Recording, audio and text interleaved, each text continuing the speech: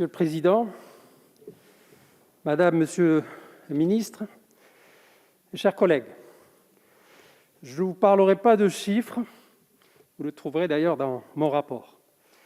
Non, je suis ici pour vous parler de modèle de société. Je vais vous parler d'action. Je vais vous parler de la France de demain. La politique des territoires doit être une priorité de notre action. Elle est notre priorité. En temps de crise, tout le monde s'accorde à le dire, ce sont nos QPV, nos territoires ruraux, nos villages, nos villes moyennes, nos territoires ultramarins qui souffrent les premiers et qui souffrent le plus. Notre priorité est de leur permettre de traverser la crise, mais plus encore, pour que la relance soit l'opportunité de revitaliser nos centres-villes, d'attirer de nouveaux investisseurs dans nos territoires industriels, de relancer l'emploi dans nos quartiers. Je tiens ici et à cet instant, à cette tribune, à remercier le gouvernement et plus particulièrement, même si elle n'est pas encore là, notre ministre Nadia Hay par sa présence sur le terrain, et vous le faites aussi, madame et monsieur le ministre, et qui affiche clairement son soutien à notre tissu associatif et à nos quartiers. Le plan de relance prévoit un effort important pour l'action cohésion territoriale sur le programme 364 de la mission Relance. C'est tout un ensemble de programmes pilotés par l'ANCT qui seront soutenus. Action Cœur de Logement, Petites Villes de demain, Territoires d'industrie ou encore Fabrique des territoires. J'attire néanmoins votre attention, madame, monsieur le ministre, sur un point. Nous devons absolument faire en sorte que ces mesures soient opérationnelles rapidement, très vite, et efficaces, bien évidemment, durablement.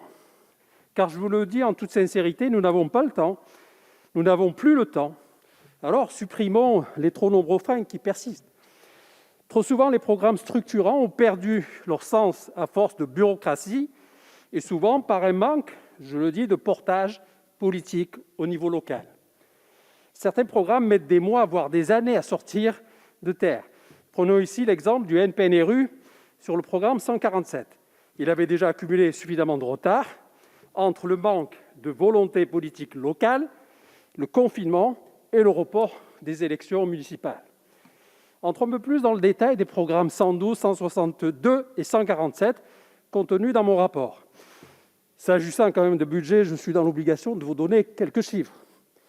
Le budget de 2021 est en hausse de 3,7% pour atteindre 787 millions d'euros.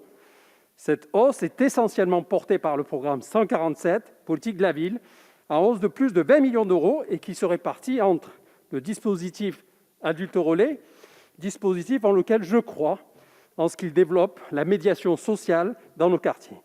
Mais là encore, soyons clairs, il a été systématiquement sous-exécuté dans le passé.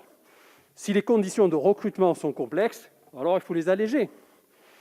Je me félicite également de la montée en puissance des cités éducatives.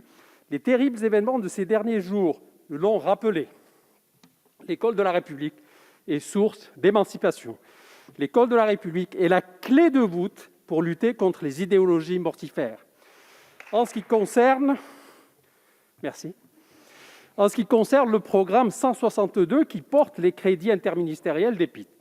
Très rapidement, notons que les engagements du président de la République concernant le plan chlordécone sont tenus. Mais il semblerait que les crédits supplémentaires de 2 millions d'euros accordés en 2020 n'aient pas été consommés, alors qu'ils visaient à développer des tests à destination de la population de la Martinique et de la Guadeloupe. Néanmoins, ils seront reportés en 2021. S'agissant du programme Impulsion et coordination de la politique d'aménagement du territoire, nous constatons une baisse faciale importante. Cette baisse s'explique par le transfert des crédits des CPER, les contrats plans État-région, qui ont été inscrits dans le plan de relance.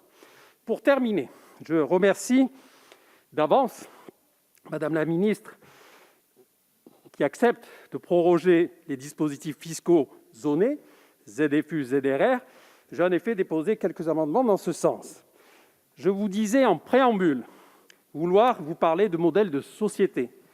Je persiste et je signe.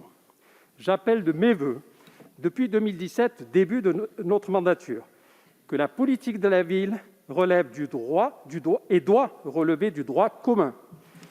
Je rêve de ce jour où les QPV ne seront plus des territoires à part, mais qu'ils deviennent des territoires à part entière. Merci.